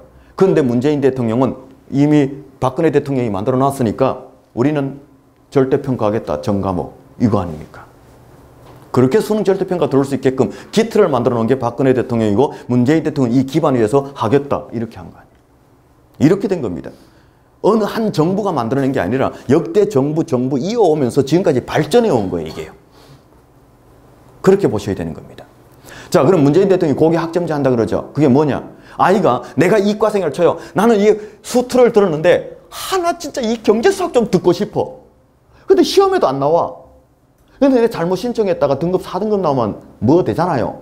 근데 이거 어떻게 해야 되지? 듣고 싶은데 성취평가로 바꿔놓으면 애는 이걸 신청해서 들을 수 있어요. 이게 고교 학점제입니다. 고교 학점제는 아이가 이 과목에든 뭐 어디에 있든 자기가 신청해서 들을 수 있게끔 만들어준 거예요. 이 범위 내에서. 그걸 말하는 겁니다. 이게 고교 학점제. 바로 이렇게 만드는 거죠. 자, 이래놓고 수능을 어떻게 낼 것인가 고민하고 있는 게 1안, 2안, 4만 아닙니까? 근데 이걸 가지고 설명드리면 좀 복잡하니 이걸로 다시 1안, 2안, 4만을 설명드려요. 볼게요. 1안은 뭐냐? 지금 방금 제가 말씀드린 것처럼 국어, 수학, 영어는 문과, 이과 똑같이 수능을 보고 문과로 갈래는 여기서 2개 보고 이과로 갈래는 여기서 2개 보자. 이게 1안이에요. 2안은 이거 뭐지요? 이게 잘못 2안은 뭡니까? 2안 같은 경우는 이 일반 선택 과목도 수능에 내지 말자. 고등학교 나 안 건드렸는데. 예? 예? 아, 넘어가요? 안 넘어가는데? 예? 아, 뒤에. 아, 예. 아우, 진짜 똑똑하네. 아, 이 뒤에 있다는 거구나. 아, 예. 아, 예. 어디까지 말했죠? 아, 2안. 아, 정말 똑똑하네. 2안은 여기에 있는 일반 선택 과목도 수능에 내지 말자. 고등학교 1학년 때 배우는 요 통합 과목만, 공통 과목만 문과, 이과까지 똑같이 수능에 내자. 그런데 고등학교 1학년 때 배운 걸 가지고 수능을 봐야 되니 수능을 2학년 2학기나 3학년 1학기로 땡기자. 이게 2안이에요. 3안은 2안하고 똑같이 이 공통 과목을 2학년 2학기나 3학년 1학기 때 수능을 보고 3학년 2학기 때는 요 일반 선택 과목 중에서 2과목 내지 3과목을 아이가 스스로 선택해서 서술평가 한 번 더 보자. 이게 4만이에요. 그러면 4만은 될 리가 조금 그렇겠죠. 그러면 1안 아니면 2안이겠죠. 네, 1안이면 2안인데 그 절대평가야. 그렇게 돼 있는 겁니다. 그리고 사회는 똑같지만 과탐이 달라졌죠. 2과목이 전부 빠져 있죠. 맞죠? 네, 2과목이 전부 빠져 있습니다. 그러니까는 좀 그죠? 아이들 진짜 부담 안 되겠죠, 공부하는데. 그죠? 절대평가로 가니. 이렇게 만들어 놓은 겁니다. 그러면 이렇게 만들어 놓은 것은 뭐라고요? 꿈기 찾아라. 자, 그래서 요거는 바로 1, 2, 3만을 제가 앞에서 설명드린 거고요. 다음에 수능 영어 절대평가. 자, 1등급, 90점 넘으면 1등급이에요. 맞죠? 90점 넘으면 1등급이에요. 그런데 서울대만 한번 봐봅니다. 서울대 1등급은 만점이고 2등급은 0.5 감점을 시킨대요. 그러니까 전부 다 이렇게 하면 아 맞다 이거 줘야 된다. 우리 아이 이거 아까 대답 그 터치 잘하고 뭐 하고 해 그거 줘야 되죠. 네. 아 깜짝 놀랐어요. 저 막 넘어가 있길래. 자 그런데 서울대 한번 봐볼게요. 서울대요 1등급 2등급 점차 0.5밖에 안 돼요. 근데 저 0.5가 뭔지를 보셔야 됩니다. 한번 봐보겠습니다. 자, 서울대는 0.01에도 붙고 떨어지고 하죠. 그럼 저 0.5는요, 하늘과 땅 차이입니다. 맞죠? 그러니까 만약에 내가 지금처럼 입시가 그대로 상대평가다고 했을 때 현재 고등학생이라고 볼게요. 현재 고등학생이다. 현재 중3부터는 절대평가니까 전부 다. 올해 고등학생이다. 근데 내가 영어가 2등급이 나왔다. 그러면 서울에 있는 상위권 대학 정시여서 끝난 겁니다. 왜 그런지 한번 볼까요? 요거예요. 이게 작년 수능이에요. 작년 수능에서 90점 넘는 아이들이 몇 프로인가 따져봤어요. 그러면은 7.82%였었어요. 7.82%가 몇 명이었었냐? 45,600명. 45,600명. 그런데 서울대학교에서 숙명여대까지 수능 가지고 뽑는 인원이 15,000명. 비록 3만 명 이상이 더 넘쳐요. 그런데 올해 대부분 추측하기를 올해 고3이 영어 절대평가로 보면 약 13% 정도까지가 90점이 넘을 것 같다라고 추정이 되는데, 만약에 13%가 1등급이 나왔다 그러면은 서울에 있는 4년제 대학요 정시로 뽑는 인원을 전체를 초과하는 인원입니다. 그러면 영어 혹시라도 올해 고등학생이 1등급이 안 나왔다. 수시는 모르지만 정시로서 인서울은 끝났다. 이렇게 보면 되는 거죠. 이게 정시에 대한 의미죠. 그 다음에 수시에 대한 의미를 보셔야 됩니다. 요거 동영상인데 아주 짧아요. 잠깐 한번 봐보겠습니다. 소리가 나온다 이제. 서울대의 한 강의실. 영어 강의가 한창 진행 중이다. 수업이 영어로 이루어지지만 다들 잘 알아듣는 것 같다. 정말로 다들 영어로 하는 공부가 익숙한 걸까?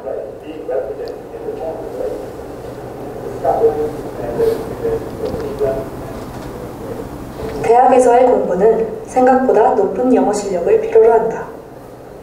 졸업 요건에 영어 강의 수강이 포함된 것은 물론 영어 원서로 수업이 이루어지는 경우도 많다. 서울대 저널은 200명의 학부생들에게 영어를 기반으로 한 학업 수행 경험에 대해 물었다. 조사 결과 절반가량의 학생들이 영어로 인해 학업에 어려움을 느낀 적이 있다고 답했다. 지방에서 일반 인문계 출신이다 보니까 수능 영어, 외국어 영역 정도로 영어를 공부하다가 올라와서 이제 공부 자체를 그 원서로 엄청 많은 양을 영어로 읽어야 되니까 우선.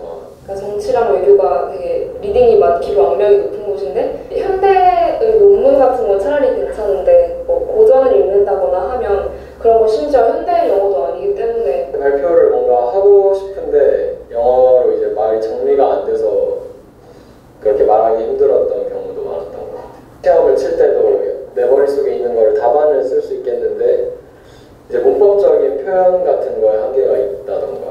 영어에 대해 겪는 어려움은 전공 이해에 대한 어려움으로 이어지기도 했다. 중간중간에 놓치는 부분이 생기거든요. 그렇게 부분 이해를 못하는 경우가 생기면 아예 강의 전체에 대한 이해도가 좀 떨어지는. 실제로 고등학교에서 배운 영어만으로 대학 공부를 하기엔 무리가 있는 것이 현실이다. 대학에서 쓰이는 영어와 고등학교에서 배운 영어의 수준 차이가 크기 때문이다.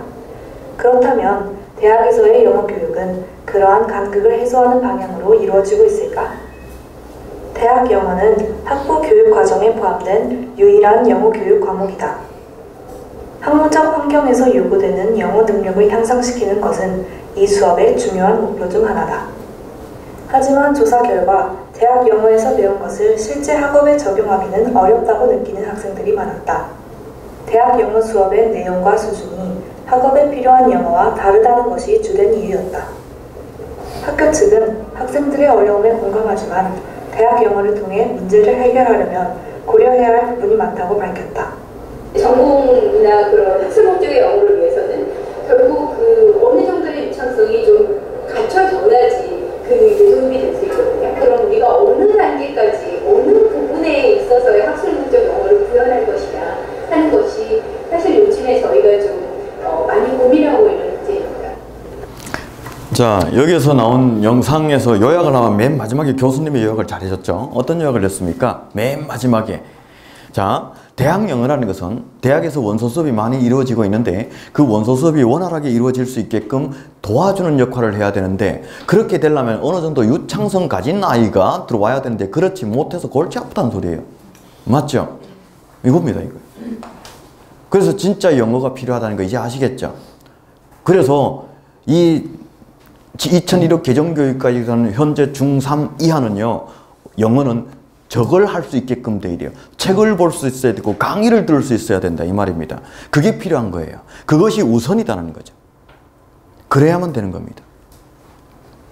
실질적으로 서울대가 영어 절대평가 때문에 작년에 면접을 봤어요. 영어 면접을 봤어요. 의대까지 영어 면접 봐버렸어요.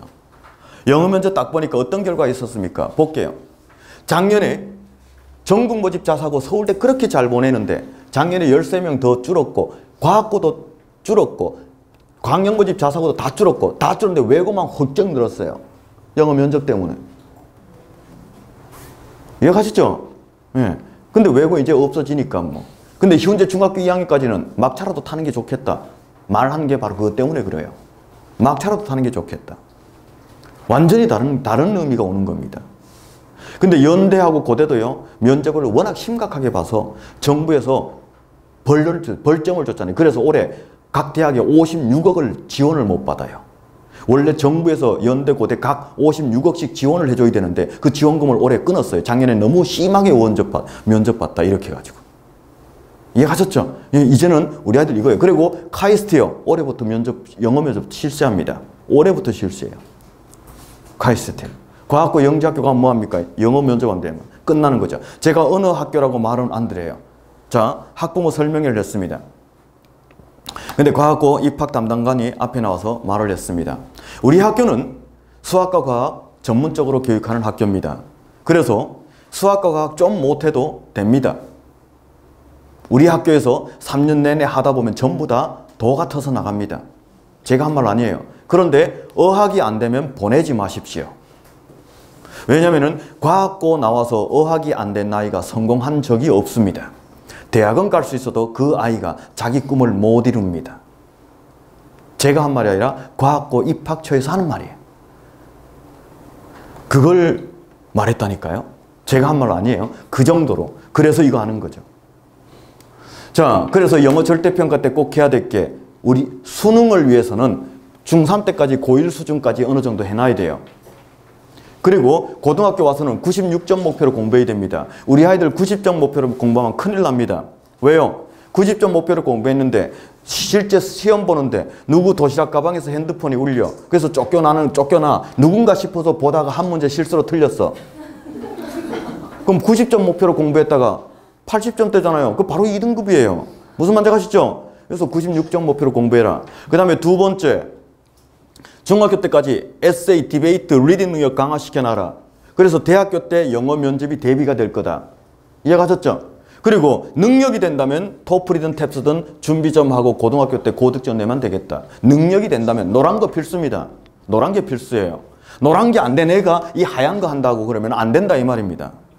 이해가셨죠? 무슨 말인지? 바로 그겁니다. 자, 그러면은 이제 고2 때 이 흐름을 보고 이제 마치는데 여기는 보는데요. 특목고 자사고 흐름입니다. 거기에 엄마 자료집은 굉장히 자세하게 돼 있는 거고 이거는 요약만 돼 있습니다. 자, 볼게요.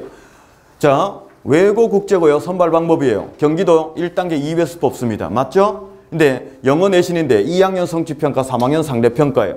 이렇게 해서 160점 내신을 만들고 무단결석 감점시켜서 2단계로 넘깁니다. 그럼 2단계 딱 넘어오면은 고양 외고뿐만 아니라 고양 국제고 대부분 1.6에서 3.2 차이 납니다.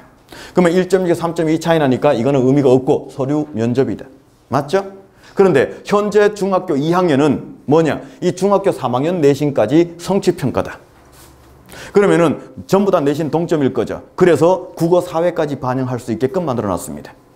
그러면 어떻게 반영하느냐? 방식을 알려드립니다.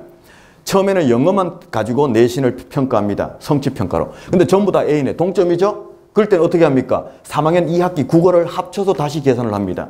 그래도 동점이네? 그러면 3학년 2학기 사회까지 합쳐서 계산하고 그래도 동점이네? 그럼 3학년 1학기 국어까지 합치고 그래도 동점이네? 3학년 2학기 사회까지 합치고 그래도 동점이다? 2학년 2학기 국어 그 다음에도 2학년 2학기 사회 2학년 1학기 국어 2학년 2학기 사회 이해가시죠? 이런 식으로 같이 차례대로 올라갑니다.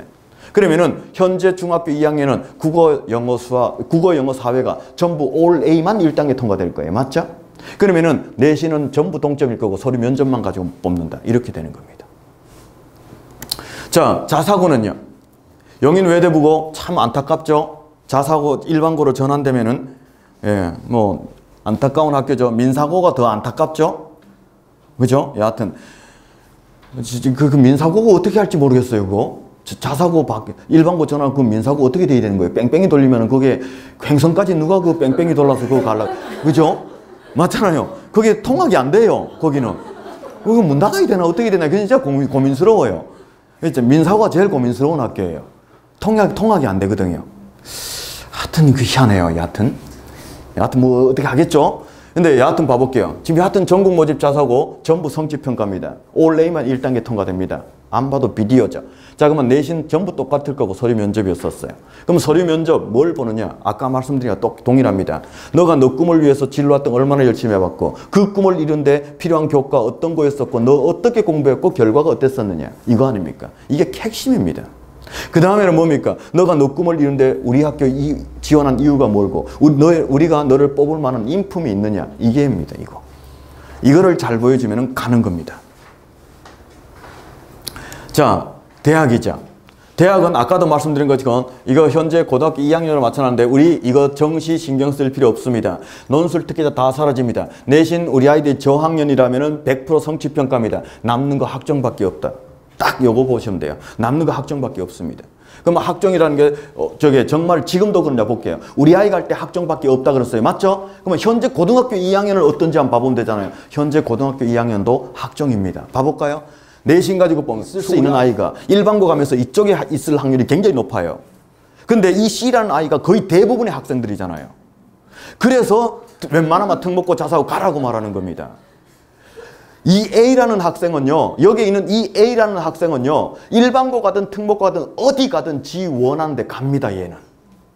A와 같은 아이는 어디든 가도 아무런 관계 없는 아이예요. 자기 원하는 데 가요. 근데 저 C 때문에 가라는 겁니다. 이해가셨죠? 만약에 B 학생이, 여기 있던 B 학생이 일반고 왔으면 여기 있을 가능성이 되게 높아요. 이해가셨죠? 우리 아이가 B라면 이쪽이고요. C라면 이쪽으로 보내야 되는 게 맞는 거예요. A는 관계 없습니다. 근데 잘 모르시죠? 그러면 C라고 생각하시면 되는 거예요, 그냥. 그럼 되는 거잖아요. 이걸 평가하는 게 학교 소개자래요. 그러면은 아이들이 서류가 들어오잖아요. 자소 추천서 학생부. 그걸 가지고 애가 이쪽에 있는지 이쪽인지 이거 평가하는 거예요. 그게 뭡니까? 학생부 자소 추천서인 거예요. 그것이 이거 아닙니까? 서류. 이걸 가지고 평가를 하는데 뭘 하느냐? 학업 능력, 진로, 학교생활 이 세 가지를 평가하는 겁니다. 자, 학업 능력은 뭘까요? 거기는 없습니다, 엄마. 자, 학업 능력은 뭘까요? 학업 능력. 아이를 뽑았을 때, 대학에서 뽑았을 때 수학할 수 있는 능력이 있는지 없는지 그거 평가하는 거 아닙니까? 맞죠? 바로 그거예요. 그럼 당연히 봐야 될 게 뭘 볼까요? 당연히 봐야 될 게 뭘 볼까요? 내신을 보겠죠? 그런데요, 내신이 여기에 있는 1등급, 2등급, 3등급 옵니다. 맞죠? 자, 근데 거기에 학생부 종합전형에서 내신 1등급, 2등급, 3등급은 숫자입니다. 학생부 교과전형에서 1등급, 2등급, 3등급은 뭡니까? 그거는요, 완전히 치명적인 거죠. 완전히 그냥 당락을 결정짓는 엄청난 거잖아요. 맞죠? 근데 학생부 종합전형에서 1등급, 2등급, 3등급은 숫자입니다. 그러면 그 숫자가 어떤 거냐? 왜 숫자냐? 세분의 및 특기상을 가지고 내신을 보기 때문에 그래요. 세분의 및 특기상을 가지고 내신을 보는데 예를 들어 볼게요. 아이가 내신이 3등급이에요. 근데 세분의 및 특기상을 보니까 그 과목에 대한 학문의 넓이와 깊이가 아주 커. 그러면 그 3등급은 대학에서 의미를 두지 않습니다. 그래서 숫자라 하는 거예요. 그런데 아이가 내신이 3등급이야. 세분의 특기상을 봐도 그 과목에 대한 학문의 넓이와 깊이가 없어. 그 3은 의미가 있는 거예요. 이해가셨죠? 그러면 진짜 학생부 종합전형에서 내신은 뭐라고요? 세트, 그리고 이 옆에 있는 수상, 동아리, 독서 이런 것들입니다. 그래서 이 전체를 가지고 뭘 보는 겁니까? 이 아이가 학업 능력이 있는지 없는지를 평가해요. 한마디로 학업 능력을 요약하면 이겁니다. 지금까지 공부를 잘했느냐가 아니라 대학에 와서 공부를 해 나갈 수 있는 그릇이 만들어졌느냐, 이거 평가하는 겁니다. 그것이 바로 학업 능력이에요. 그럼 봐볼까요? A 학생, B 학생이에요. 똑같은 일반고 다녔다고 쳐요. 그러면은 똑같은 일반고 다녔으니까 일반고는 교육 과정이 거의 동일하잖아요. 그러면 배운 지식의 총량은 동일하겠죠. 맞죠? 그런데 지식의 총량은 동일하니까 A는 여기까지 찼습니다. 근데 B는 여기까지밖에 안 차요. 대학은 누굴 뽑아갈까요? B를 뽑습니다.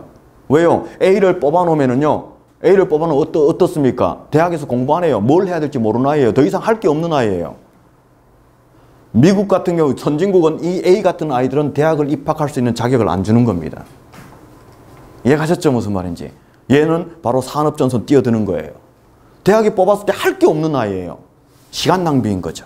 근데 B를 뽑죠. B는요, 대학에 왔을 때 이 학문을 채워나갈 수 있는 이 그릇이 만들어졌기 때문에 B를 선호하는 겁니다. 한마디로 그릇의 크기를 평가하는 것이 학업 능력이지 내신 성적순이 아닌 거예요. 실질적으로 그 서울대 최고의 대학이죠. 서울대 의예과 최고의 학과입니다. 서울대 의예과 최고의 대학의 최고의 학과. 일반고 기준, 물론 서울대는 의예과는 내신 가지고 안 뽑아요. 학생부 종합으로 뽑습니다. 그런데 과연 내신 몇 등급짜리가 거기 들어갔을까요? 일반고 기준. 통상적으로 엄마가 생각하기에 몇 등급 정도 돼야 될까요? 1.1이 그냥 컷이라고 보면 돼요. 그냥 1.0 수준입니다. 3년 동안 전 과목 전부 1등급. 이게 1.0 수준. 그런데 상상고, 아무리 상상고라 하더라도 내신 몇 등급 정도 나와야 거기 갈 수 있을까요? 예를 드는 거예요. 아무리 상상고라 할지라도. 상상고 자사고잖아요. 의대 잘 보내잖아요. 그래서 물어보는 거예요. 몇 등급요? 3등급? 예. 3등급요? 예. 상상고에서 내신 4%, 저기 뭡니까? 4% 이내를 벗어나면 안 보냅니다. 상상고 내신 4%라 그러면은 2등급 됩니다. 그러면 서울대 원서를 못 쓰게 해요. 그런데 내신 5.4등급의 서울대 의예과 추가 달인 거 최초로 들어갔어요. 5.4등급이. 학종이니까 일어났던 거죠. 서울대학에서 그 5.4를 숫자로 본 거예요. 왜요? 세분의 특기사항 그 과목별로 학문의 넓이와 깊이가 아주 뛰어났던 거고요. 교과, 동아리 이런 모든 것들이 엄청났던 거죠. 그래서 그 아이는 의대에 입학했을 때 학문을 해나갈 수 있는 그 그릇이 충분했기 때문에 그 5.4를 문제 삼지 않았던 겁니다. 진짜 그래요. 하지만 걔가 5.4예요. 그런데 세특도 보니까 넓이와 깊이도 없고 이런 것도 부실해. 그릇이 별로 안 만들어졌어. 그 5.4는 의미가 있는 거니까 떨어져요. 무슨 말인지 아시죠? 학생부 종합에서 바라보는 내신은 그런 겁니다. 그 다음에서 보는 게 진로 아닙니까? 진로는요, 무엇 때문에 볼까요? 진로.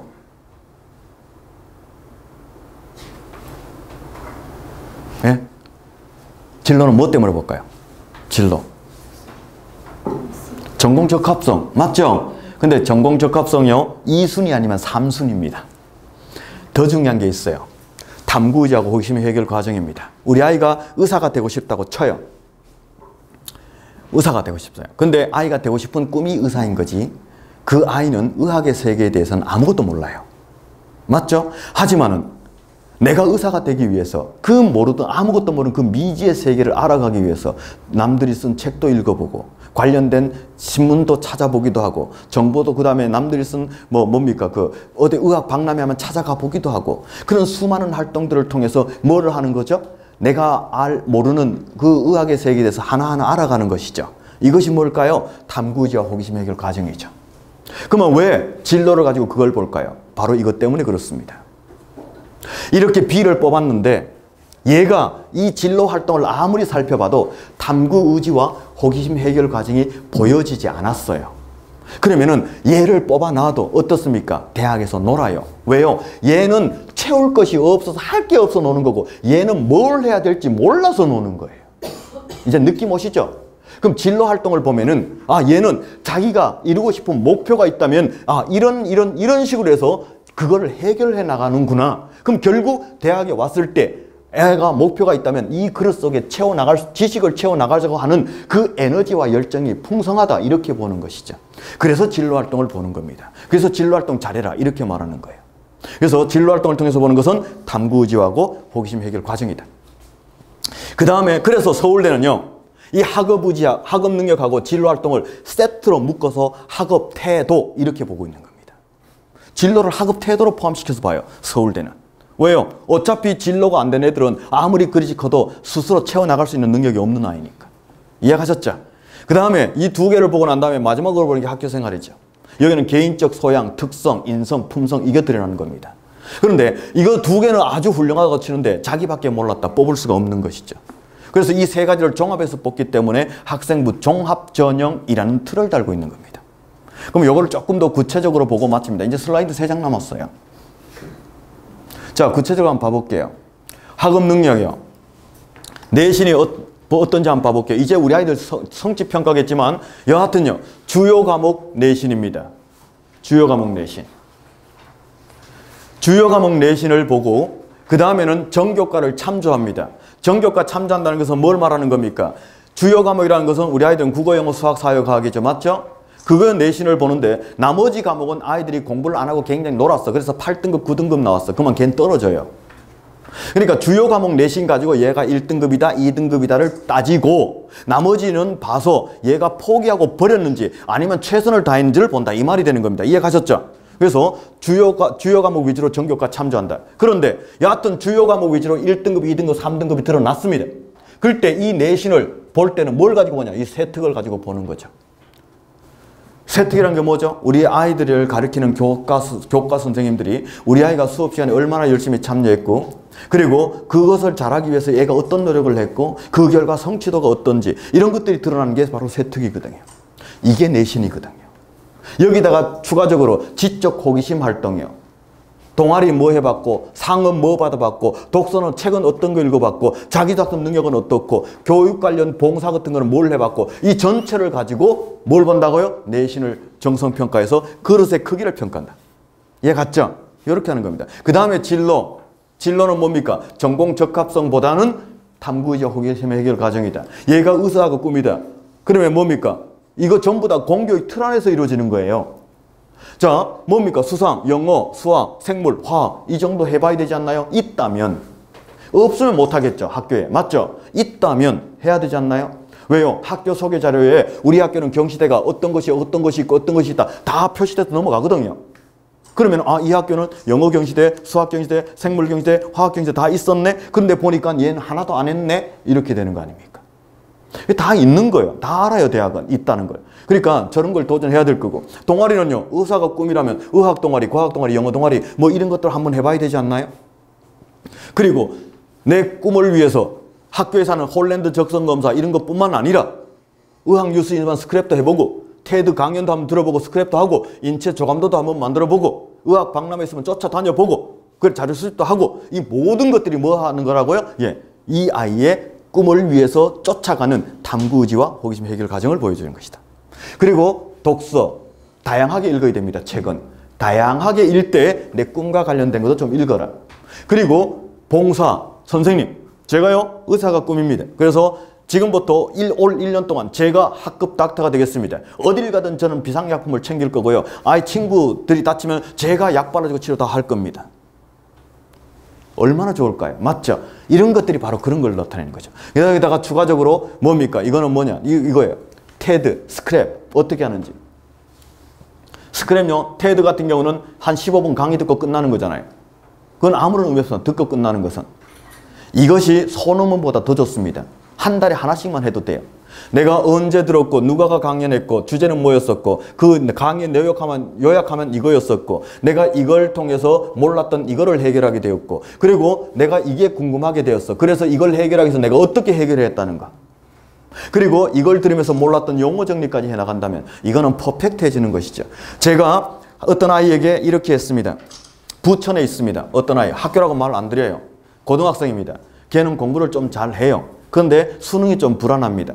그래서 그 학교 그 아이인데 그랬죠. 야, 너 진로가 이런 거 있었으니까 관련된 테드 듣고 이런 식으로 하면 어떻겠니? 라고 조언을 줬어요. 그러니까 걔는 이제 기분 좋게 담임선생님하고 상담했습니다. 선생님, 저요 내 꿈이 이거라서요. 제 테드 한번 듣고 뭐 이렇게 한 선생님인데 바로 욕 먹었대요. 수능도 제대로 안 나오는 놈이 무슨 얼어 죽을 테드냐고. 그래서 걔가 기가 팍 죽어서 전화가 왔어요. 야, 너 내가 이런 일 한번 해봤니? 안 해봤대. 한번 해서 상담해봐라. 이렇게 해서 상담을 했대요. 그 학교 공식 프로그램이 됐대요. 이해가셨죠? 소논문보다 더 좋은 겁니다. 한 달에 한 번씩만 해보십시오. 이것을 모아놔 보십시오. 이거는요, 엄청난 그 아이의 재산이 되는 거예요. 스펙이 되는 거다.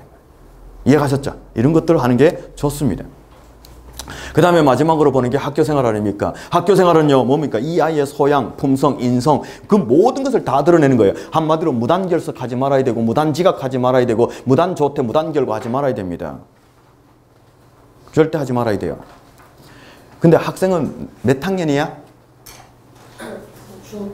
중? 1? 아, 근데 굉장히 아주 집중해서 열정적으로 한 번도 몸을 안 틀고 그렇게 집중해서 보내. 엄마들은 막 이러는데, 야, 이거 너도 이거 하나 가져라, 이거. 야, 이거 너 어떻게 그렇게, 몸 한 번 안 비틀고 그렇게 집중해서 그렇게 볼 수가 있는지 엄마들이 좀 배워야 될 것 같아요. 여하튼, 그리고 봉사활동은요, 학교 봉사도 있고 개인 봉사도 있습니다. 그런데 개인 봉사가 중요한 겁니다. 물론 학교 봉사 대충 해도 된다는 소리 아니에요. 개인 봉사요, 이런 지방 진짜 도움이 필요한 그곳에서 꾸준하게 봉사해보는 거, 이것이 진짜 그 아이에게 좋은 것이에요. 그 다음에요, 자율활동이 있습니다. 창의적 체험활동의 첫 번째가 자율활동이죠. 여기에 기록된 것은 수많은 학교의 교육활동들, 그 다음에 반장, 부반장 한 것들, 그 다음에 뭡니까? 체육대회 축제한 것들, 이런 모든 것들이 기록돼요. 근데 반장, 부반장요? 하면 좋겠죠. 그런데 한 반에 반장 많아야 2명 내지 1명이에요. 맞죠? 한 학기씩 하면 뭡니까? 2명일 거고, 1년 단위 하면 1명일 거예요. 맞죠? 그런데 반장, 부반장 못했다, 너 리더십이 없다, 이렇게 절대 판단 안 합니다. 전교생이 모두 참여하는 이곳에서 너가 뭘 했는지를 대학은 가장 중요하게 봅니다. 이거는 특목고 자사고도 마찬가지예요. 특목고 자사고도 제가 이거 설명한 것처럼 학생부 관리하면요, 걔는 안 들어갈래요? 안 들어갈 수가 없는 거예요. 그 다음에요, 행동특성 및 종합의견에서 기록된 게 뭡니까? 그 아이의 품성, 인성, 그 아이의 특기사항, 역경 극복 과정들이 기록되거든요. 그럼 이 전체를 보면은 이 아이가 어떤 아이인가 한눈에 들어와요. 1, 2, 3학년 거 전체를 봐버리면 금방 들어옵니다. 그럼 얘는 뽑아야 될 때 안 뽑아야 될 때 한눈에 드러나요. 이 세 가지를 종합해서 뽑는 게 종합이다. 한마디로 학생부 종합전형은 모든 입시가 공교육 틀 안에서 이루어지는 거다. 그리고 부족한 부분들은 학원에서 도움 받아가면서 해주고, 선생님과도 상담도 하고. 그리고 이거 한번 봐볼게요. 이거 테드요. 이거 했다고 쳐요, 아이가. 근데 이거 했다고 칩니다. 그런데 자기는 했고 학교 선생님은 했는지 안 했는지조차도 몰라. 연말이 됐어. 학생부 쓸 때 선생님이 나 이렇게 썼는데 저 잘못된 거인지 뭐인지 한번 봐봐. 오타인지 한번 봐봐. 라고 했는데 그게 안 적혀있어. 선생님 저 이거인데 이것 좀 적어주면 안 돼요? 그거 웃긴 거죠. 걔가 했는지 누가 했는지 어떻게 알아요, 선생님이. 그러니까 평상시에 이런 걸 하면서 뭘 하는 겁니까? 선생님과 소통을 하셔야 돼요. 선생님 제가 이걸 하다 보니까 이 부분이 몰랐는데 이 부분을 해결하니까 이렇게 하고 있는데 잘 이해가 안 돼요. 다른 책 추천할 책 좀 있나요? 아니면 교과와 관련돼 있으면 교과 선생님께, 아니면 담임 선생님께, 아니면 진로 선생님께 계속 그렇게 주기적으로 소통을 한다면 선생님이 알아요. 저놈이 저거 하고 있다. 그 연말에 기록이 안 됐네. 선생님 저 이런 것도 했는데요. 맞다, 너 그거 했었지. 기록이 되는 거 아닙니까? 맞죠? 소통입니다. 내 혼자 하는 것은 의미 없습니다. 그래서 모든 것이 학교 틀 안에서 이루어져야 된다 라는 것이죠. 이렇게 하면은 우리 아이는요 분명히 좋은 데 갑니다. 여기까지 김박현이었습니다. 감사합니다. 네.